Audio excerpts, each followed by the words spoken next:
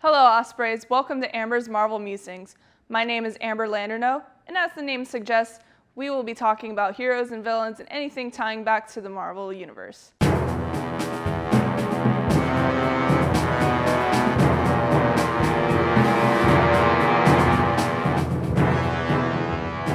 I'm a huge fan of Marvel, as I've always learned and tried to keep up with the newest theories, storylines, and possible future outcomes. And I became a fan when I first saw Thor: The Dark World with a friend in high school. I was confused by everything going on, but that was just scratching the glass of the universe. I wanted to know more, and I realized that I had to do some digging and go back to the very first movies with Iron Man. I embarked on my journey into the Marvel Universe, and even 10 years later, I'm still learning new theories being discovered, and some even being confirmed by those involved with the movies. Of course, any Marvel fan or anyone from a fan base will always have different knowledge levels of what they read and watch. I decided to create this show to get to know more about Marvel myself. The first few episodes will be informative before diving in to talk about movies and theories. What better way to start than on how Marvel began? Back in my second term of college, I decided to do an assignment for an informative speech on the history of Marvel. Though I only had so much I could talk about without exceeding a 3-minute limit, most of the class didn't know what the struggles were for Marvel. Starting off this Marvel Cinematic Universe beginning in 2008 with the movie Iron Man, and everything after up until the last current MCU movie, which was Ant-Man and the Wasp. That's not to include the X-Men movies and other Marvel characters under Fox and Sony. We will be able to talk about that later on in a future video. Fans recognize actors, characters, comic books, and those who created the characters. What some may not know is that when the comics started, that Marvel was at one point called Timely Comics.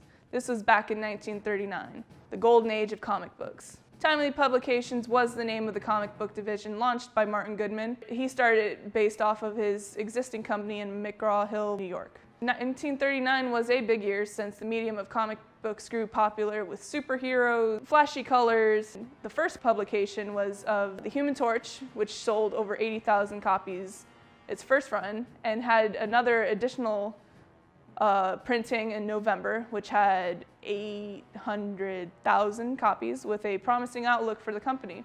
Goodman had built his team consisting of Joe Simon, and he and Jack Kirby were one of the ones that helped create Captain America. Sid Shores soon followed for penciling and inking. Together, they all formed the Timely Comics Inc. in the spring of 1941. Red Circle Comics was a weak attempt to establish themselves, but Timely Publications is what was better known associated with Goodman.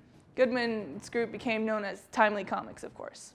The original Marvel comic issues were renamed Marvel Mystery Comics from issue number 2 to 92, before becoming Marvel Tales through issue number 159. Timely also had additional series such as Daring Mystery Comics, Mystic Comics, and a failing Red Comics, which was soon replaced with The Human Torch.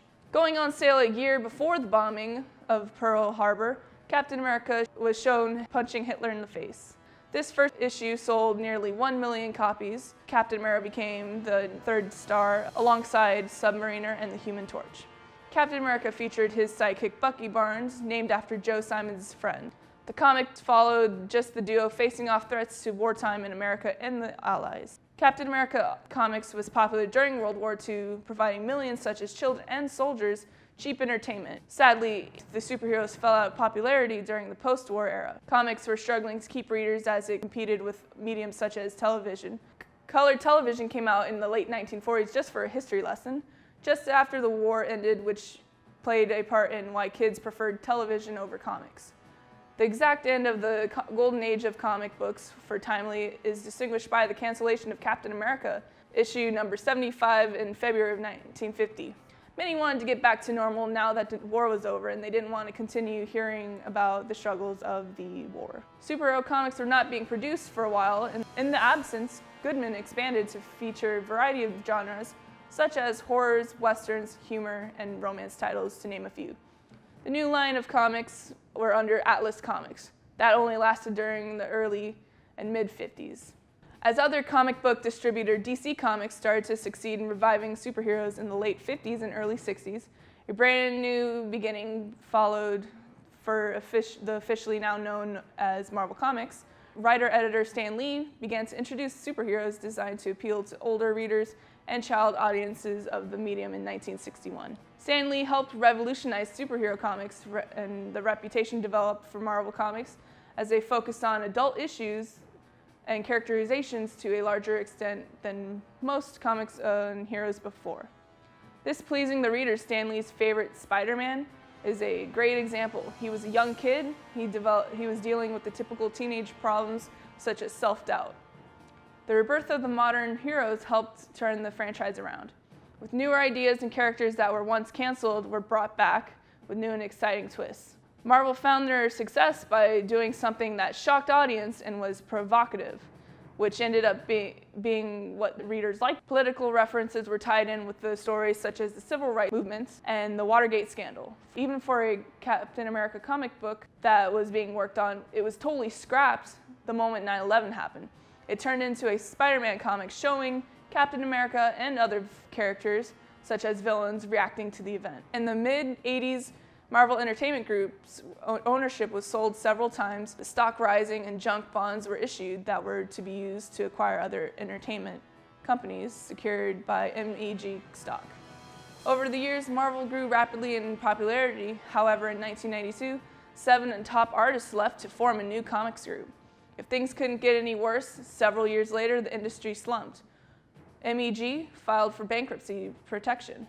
Toy Biz ended up buying MEG to end the bankruptcy and formed a new corporation, Marvel Enterprises. This helped stabilize the comic line. With the new millennium, Marvel Comics rose from bankruptcy and offered its diversifying content. All efforts to pull away from bankruptcy seemed like they were not working. Their last hopes was movies.